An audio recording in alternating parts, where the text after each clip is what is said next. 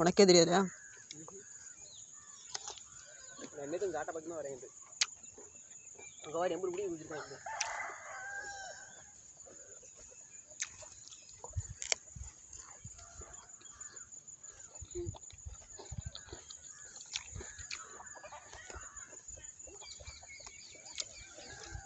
மருந்து அடித்தா மட்டும் இங்கே வர்றா.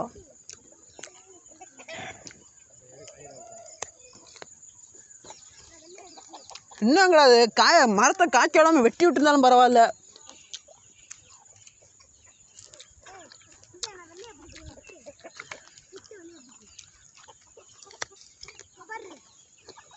எப்பறம் அப்படியே கிலோ கணக்கில் போட்டு கொண்டு போய்